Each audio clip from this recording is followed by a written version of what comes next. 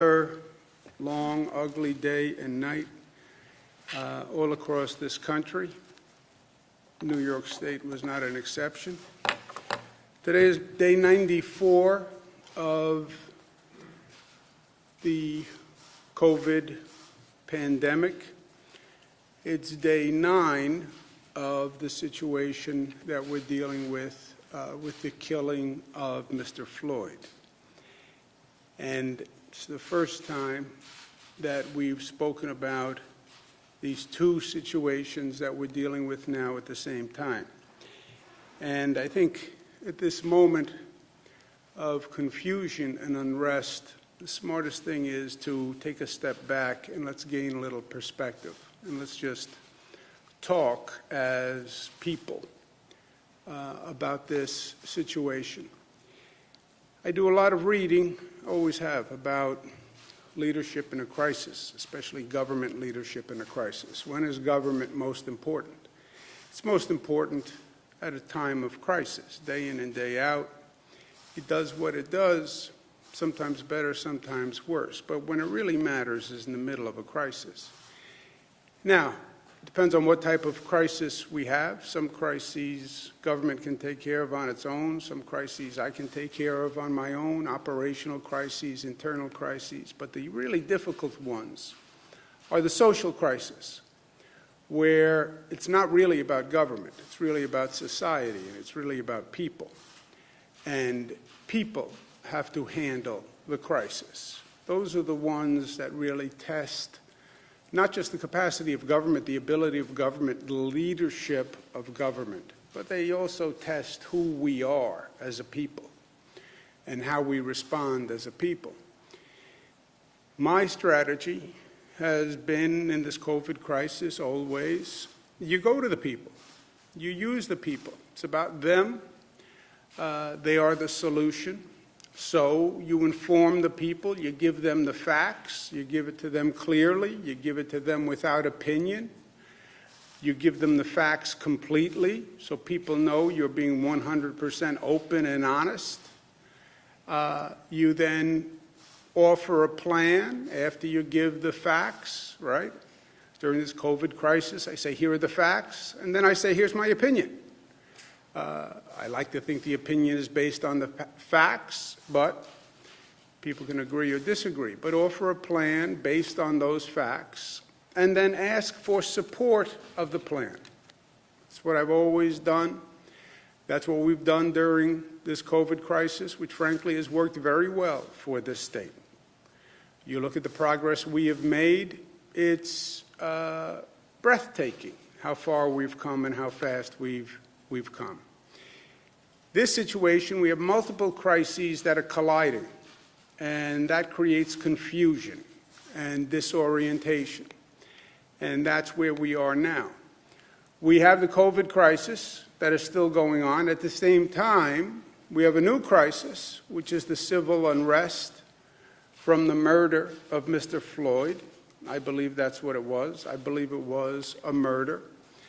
And then to further compound the situation, you have an environment that is racially charged and politically charged. So you're trying to deal with these two situations, which are very different, in the middle of a dynamic in this country of racial division and a hyper-political environment, and a nation that is more divided than it has been at any time in my lifetime. Just a basic division in this country. So what do?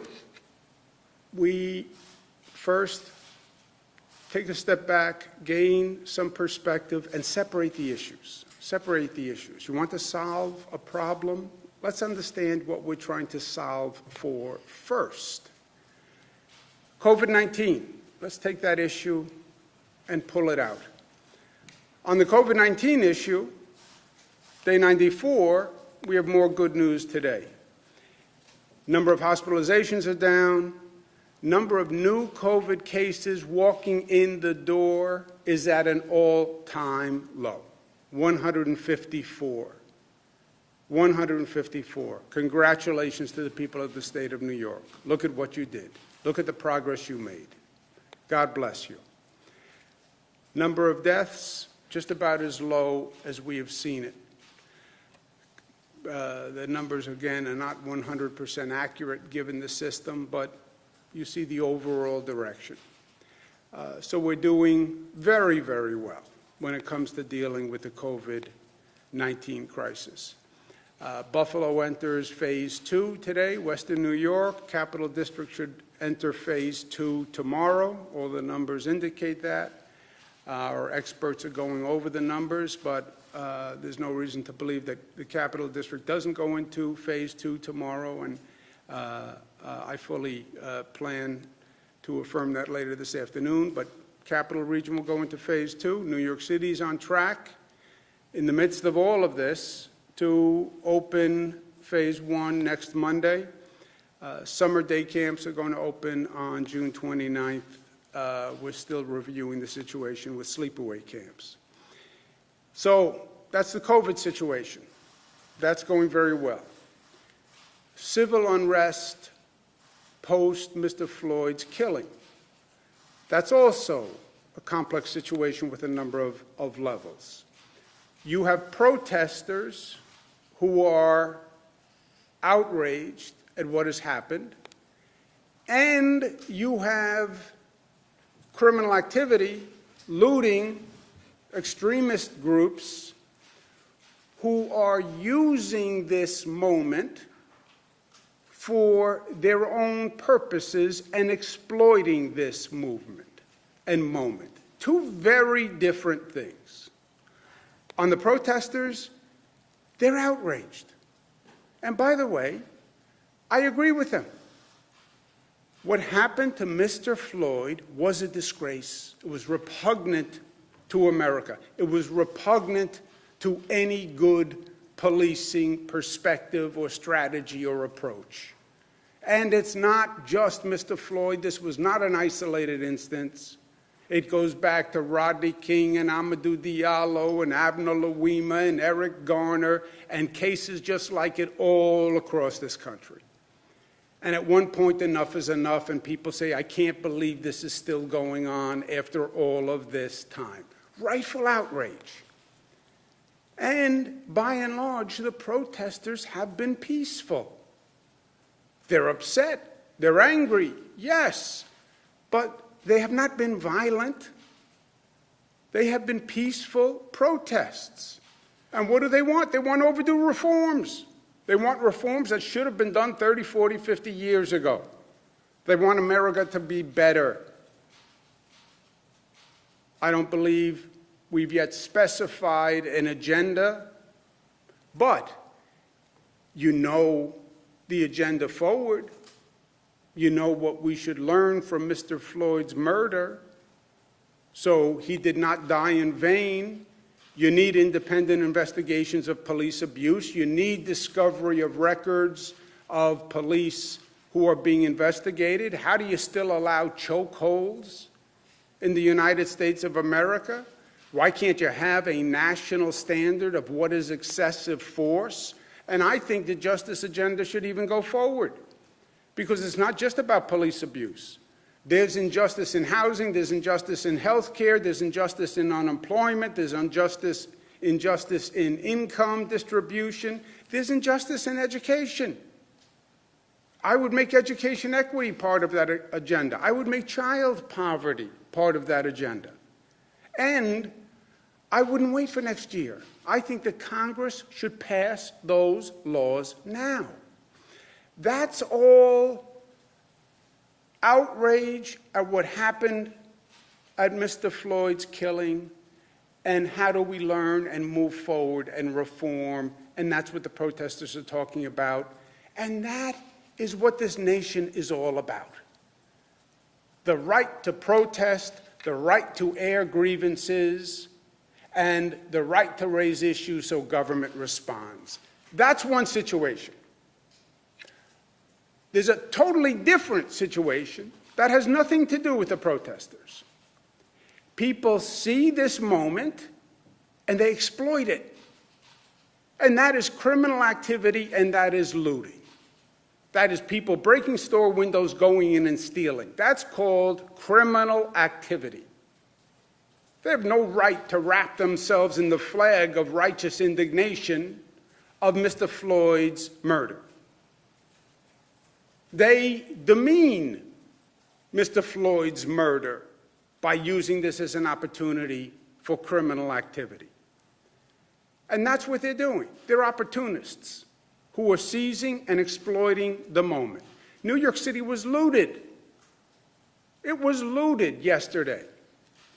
In Manhattan, middle of Manhattan, also in communities of color, in the Bronx and in Brooklyn, where we've spent years doing economic development in distressed communities, and these looters destroyed businesses that were essential to the community and the very people we're trying to help.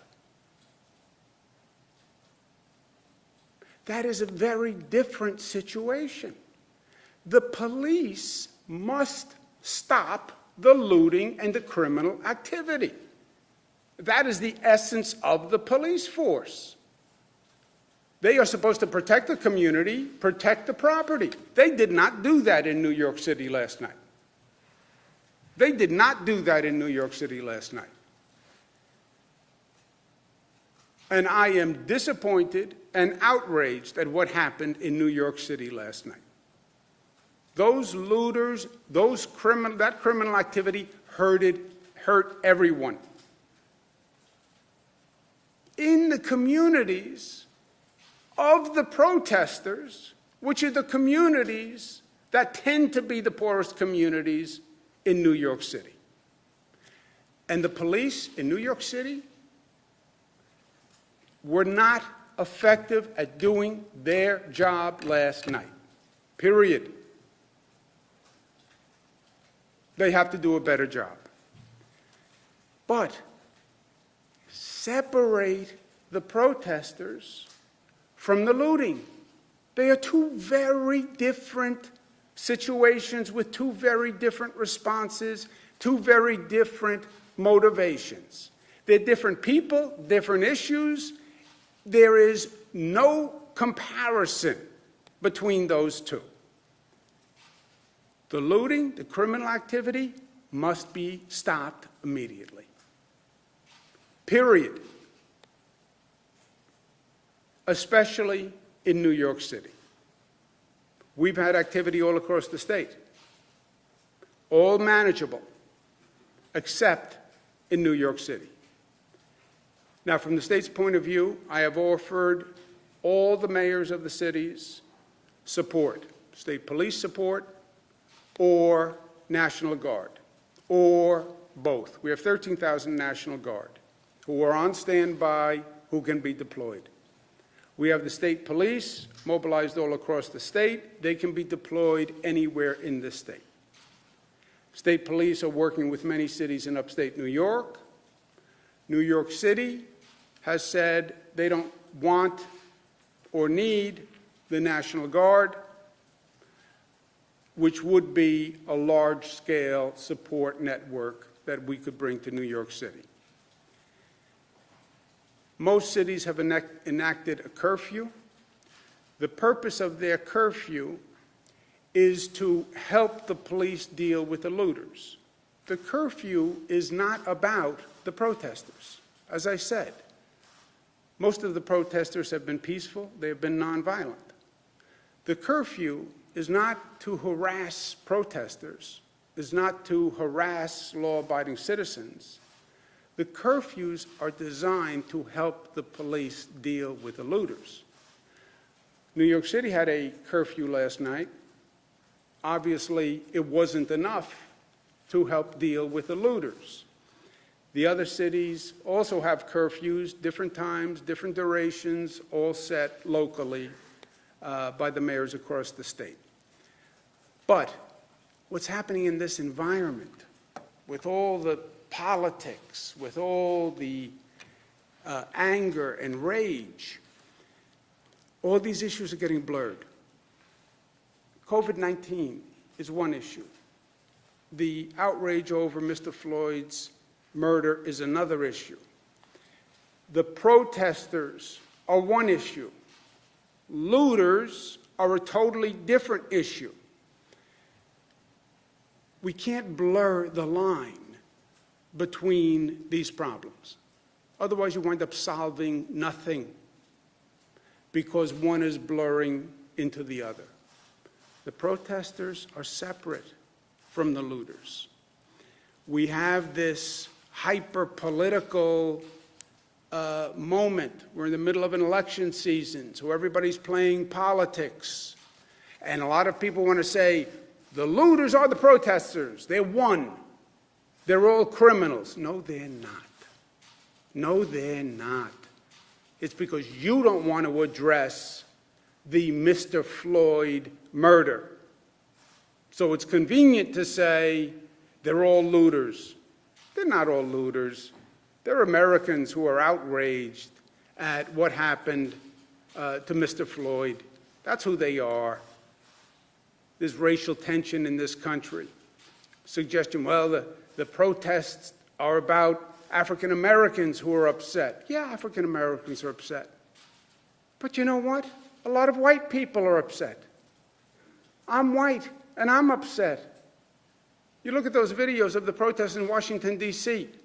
Those are young, white faces, predominantly. This is not a racial issue in that only African Americans are upset. This is anyone who saw that video is upset. Anyone. Don't make this a racial issue, and don't make it a political issue. And don't blur the lines for your political purposes.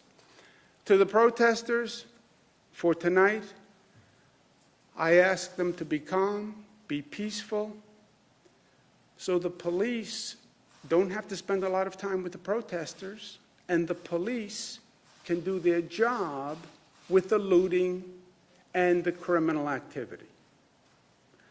I also remind the protesters that their point is very important, and their outrage is justified.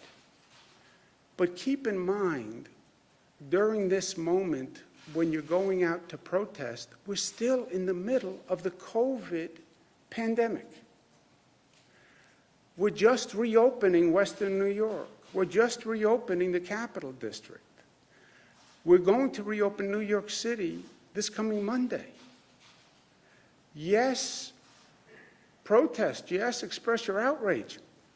But be responsible, because the last thing we want to do is see a spike in the number of COVID cases. And that is one of the complications of these compounding crises. I know a lot of the protesters are so annoyed they don't want to hear about COVID anymore. COVID is yesterday's news. No, COVID is still a problem. And COVID still kills also. So be mindful and respectful of that. But look, it is a tough moment. There is no doubt. But there's also no doubt that we have gone through many tough moments in this state and in this country. And we've gone through many long nights, and we've dealt with many problems. We've dealt with this COVID virus, which frankly is one of the most frightening challenges that we have confronted. And we have a lot to do. And we have a lot to do at the same time. Address the righteous outrage at Mr. Floyd's murder. Yes. With a real reform agenda. Yes. Do it now. Yes. When does change come in society? Change comes when the people are mobilized and outraged. That's when change comes. That's when we passed gun safety in this state. That's when we passed marriage equality in this state. That's what happened in this nation after the Triangle Shirtwaist Factory fire. That's what happened after the Great Depression. Those are the moments of great change. And this can be a moment of great change. And seize the moment. At the same time, we have to heal the divisions. We're not black and white. We're Americans. We're not Democrats and Republicans. We're Americans. You're not going to address these challenges if you keep dividing. It's not going to happen. At the same time, we have to protect our community and property. The looting, the criminal activity has to be stopped. Police have to do their job. And we have to help the police do their job. And at the same time, we still have to stop the spread of COVID-19. Wow. All those things at the same time. Yes. Yes. All separate issues. All difficult. But also all doable. Just gain some perspective, separate the issues, deal with each one, keep the politics and the ugliness and the racism out of it. Use this. We're going to do it because we've done it before and because that's what it means to be New York tough, right? Smart, keep your perspective, separate the issues, deal with the facts. Let's deal with facts, okay? Not hyperbole, not rhetoric, not showmanship, not photo opportunities. Facts. Give me the facts. Let's be united. Don't use this moment with all these problems to play your politics. Don't do it. Don't use this moment when people are scared and people are angry and be divisive.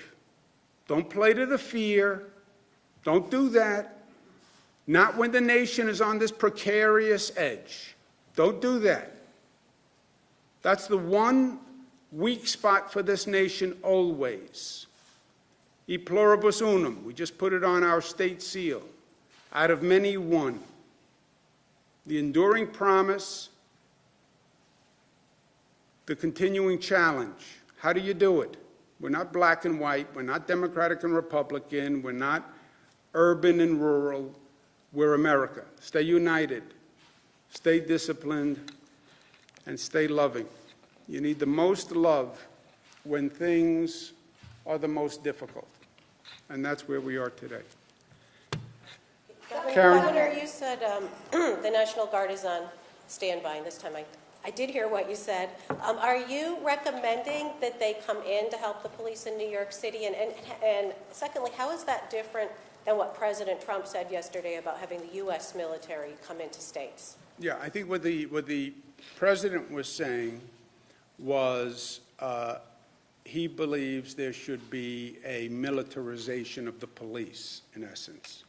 Use the military police. That's what he did in Washington, D.C. He brought in the military to be the police. He, first time in probably over a century, where you've used the American military against the American people. My option as governor, we have the National Guard. I say to the cities in New York, I have National Guard who are available if you need them. I have state police who are available if you need them. New York City, which the president has tweeted about, he's saying, well, I don't know exactly what he's saying in tweets, but the facts of the New York City situation are this. The mayor of New York City says he doesn't need the National Guard and he doesn't think they would be helpful. And he can do it with the NYPD. First, the NYPD and the mayor did not do their job last night. I believe that. Second, you have 38,000 NYPD people. It is the largest police department in the United States of America. Use 38,000 people and protect property. Use the police, protect property and people. Look at the videos. It was a disgrace. I believe that. I believe the mayor underestimates the scope of the problem. I think he underestimates the duration of the problem. And I don't think they've used enough police to address the situation, because it's inarguable, but that it was not addressed last night, right? So, facts, okay? This is a glass of water. This is not a glass of milk. It's a fact. There are still facts in life. What happened in New York City was inexcusable. Well, the governor should use the National Guard in New York City. I've offered the National Guard. The mayor has said he can handle it with the NYPD. My option is to displace the mayor of New York City and bring in the National Guard as the governor in a state of emergency and basically take over. You would have to take over the mayor's job. You'd have to displace the mayor, right? A, I don't think we're at that point. B, that would be such a chaotic situation in the midst of an already chaotic situation. I don't think that makes any sense. I understand the president's political point. I saw the theater yesterday. I understand his political point. He is Mr. Law and Order, and he would bring in the military to put down these protests.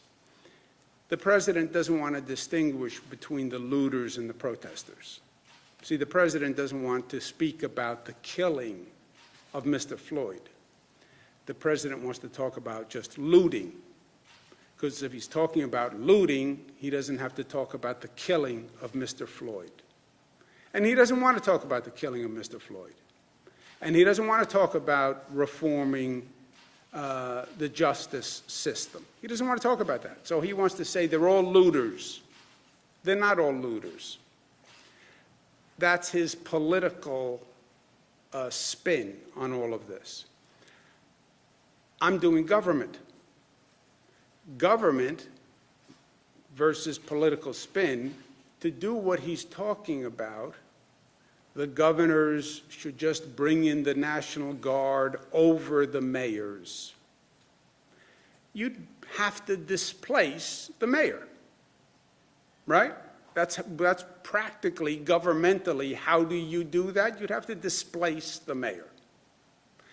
I don't think that has been done in 100 years. You know, technically the governor could remove a mayor, but you have to file charges, and then there's an acting mayor. It's a whole, I don't know if it's ever been done. You're not recommending that, right? You're not recommending displace the mayor. You don't see a scenario where that. No, I'm saying the president's scenario is a political prop. It's a political spin. Governor should go bring in the National Guard. The mayor says he doesn't need the National Guard. Well, the governor should do it anyway. Well, what does that mean? How would that work legally or governmentally? Well, you kick out the mayor.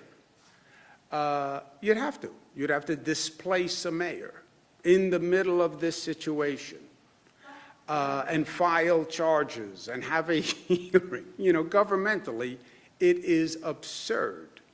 Now, I don't think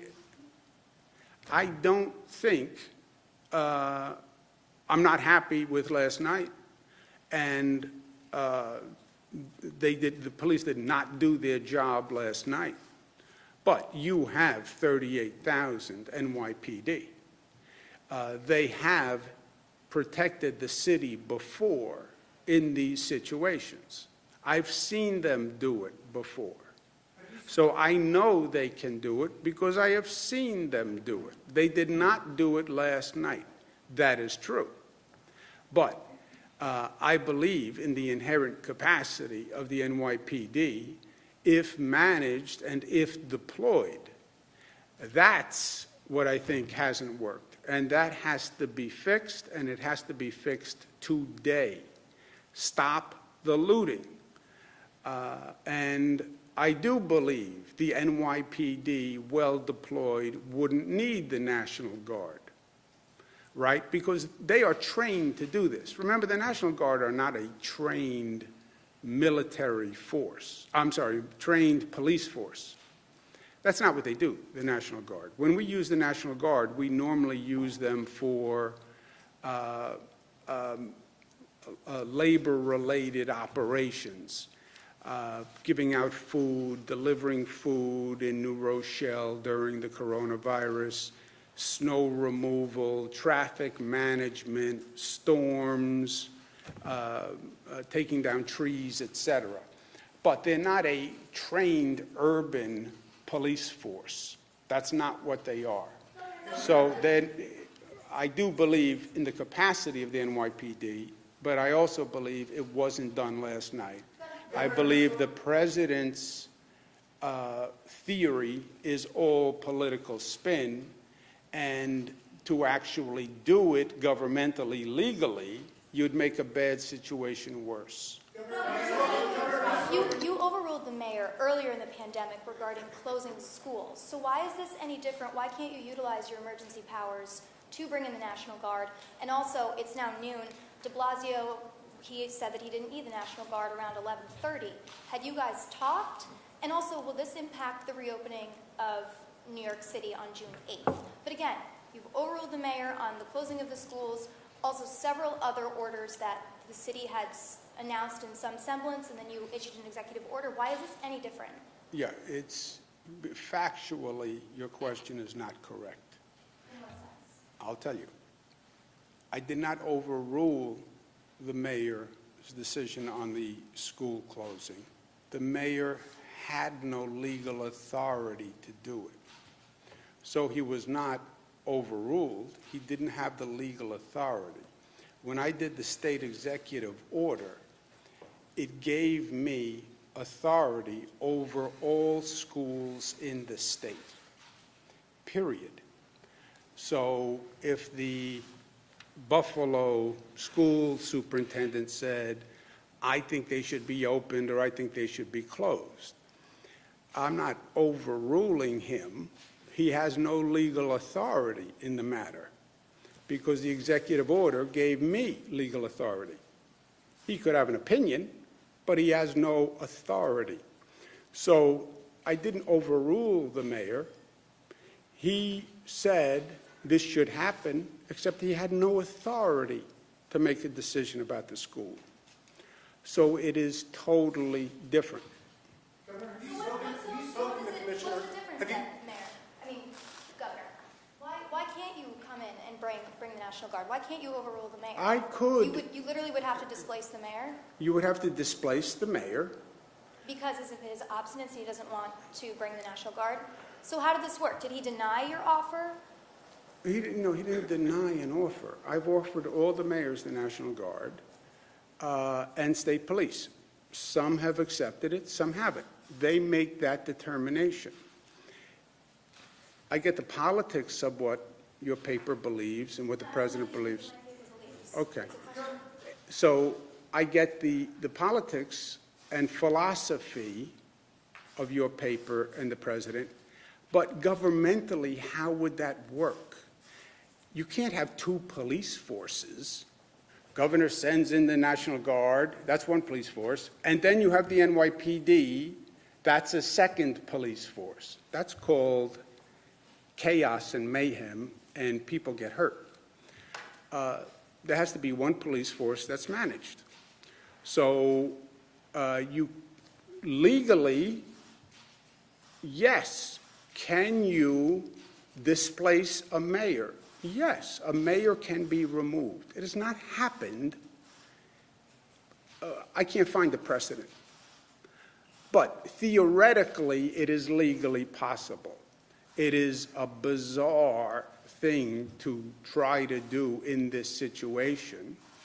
I think would only make would make a bad situation worse. Also, I don't think it's necessary because I believe the NYPD can do this because the NYPD has done this. They have done numerous rioting situations in New York City and numerous looting situations in New York City and very difficult racial situations in New York City. You know, I'm older than you guys, but if you look back, you can Google this. They've gone through Crown Heights. They've gone through a lot of very difficult situations. The NYPD is like 5 times the size of any other police department. They're huge, 38,000. I think Los Angeles has something like 8,000 police officers. I mean, NYPD is a huge organization. I believe they can do it. They have to be told to do it. They have to be given the confidence and the support to do it. They have to be directed to do it.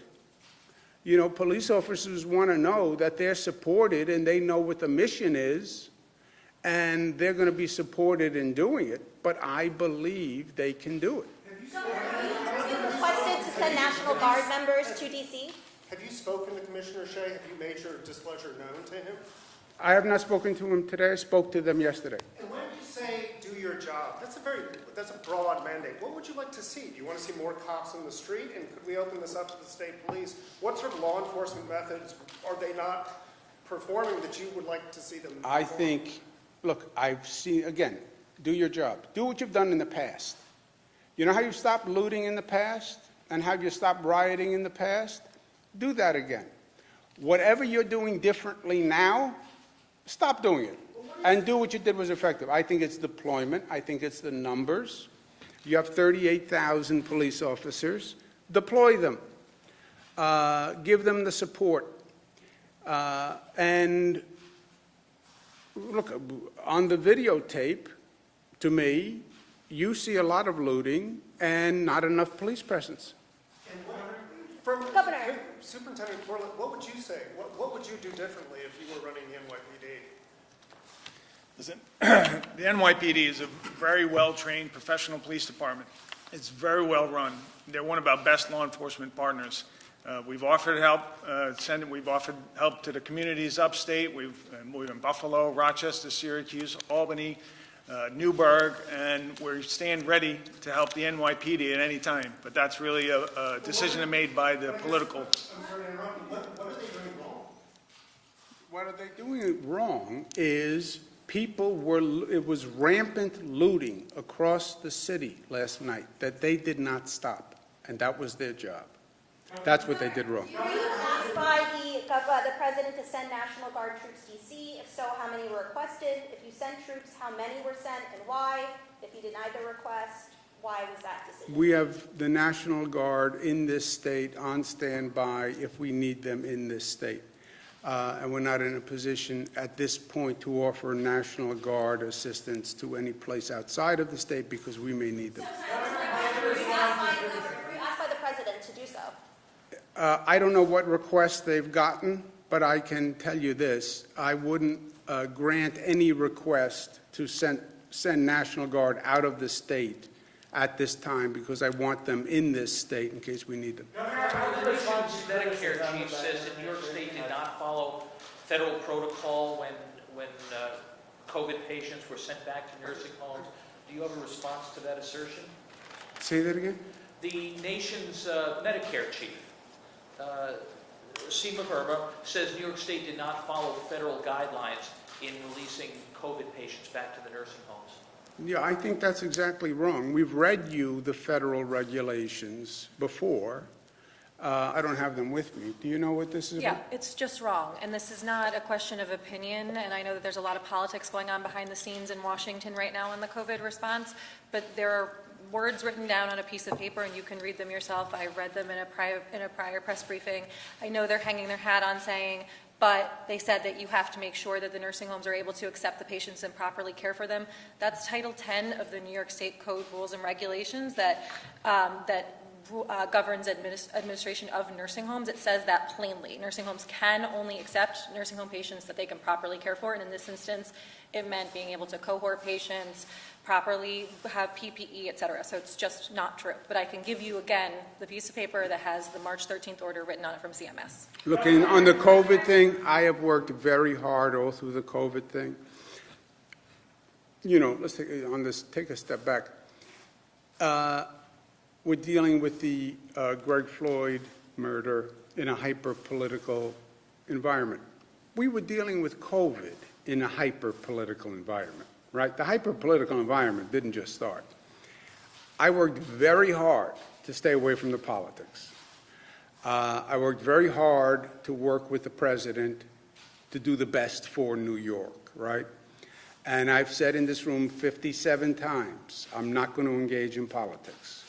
I said that politically about myself, about what I was thinking. Maybe he's going to run for this, maybe he's going to run for that. That would then hurt my credibility. They want to politicize the COVID handling between Democratic and Republican politics. That's what they're trying to do. That's what they're trying to do with the nursing home issue. They're trying to politicize it. I will not do it. Read words, because there are still facts. What they often try to do in the political environment is just blur facts. Just throw a lot of facts, and then you don't know what anyone is saying. So you just go with the party alliance because you don't believe anyone. Look at the facts. The federal guidance. Excuse me a second, WRGB. Look at the federal guidance, read that, read the state guidance, and you will see they are the same. Don't discriminate, but the nursing home has to be in a position to accept the person. Criticism that your state agencies, specifically state police and docs, have regularly used 50A to shield disciplinary records from the public. And secondly, what do you mean by reform to the 50A statute? I will sign any 50A reform bill the legislature sends me. And how would you respond to criticisms that your agencies have regularly used? Change the law. The law is the law. You want to live by a different law, change the law. Let's take one more. Dan? Full repeal of 50A, the legislature is going to be back this coming week. If they just strike out the language altogether, making disciplinary records available at any time, not just when police are under investigation, would you sign that bill? I will sign. I believe 50A has to be repealed. First of all, I don't believe 50A ever stopped a local government from releasing disciplinary records. For example, New York City used to release the disciplinary records, and 50A was in place, and they released the records. Well, how did you do that if 50A was in place? Because 50A doesn't stop a locality from releasing the records. That's why New York City did it. New York City then changed their position, didn't want to release them, and said, well, 50A stops us. We sent them a governor's council opinion that said 50A doesn't stop you. It's a wrong reading of the law. Governor's council's opinion. City still said, I can't release them because of 50A, even though we gave them an opinion that said no. So it's really the politics more than anything else. It's not the law. It's that police departments, with reasonable points, said, I don't want the disciplinary records released because it violates the privacy of the police officer. And it's already a hard job to be a police officer. That's why they're against 50A. I think we're at a different time. We're at a different place. We need confidence between the community and the police force. And I think the equities now are on the other side. And I will sign any 50A reform bill they send me. repeal, reform, whatever they send me, I will sign, because I think what's preeminent now is to say to the community, we saw the George Floyd killing. We are also outraged, and we are going to do something about it. And if 50A is all we can do as a state, we're going to do 50A. I have to go to work. Thank you, guys.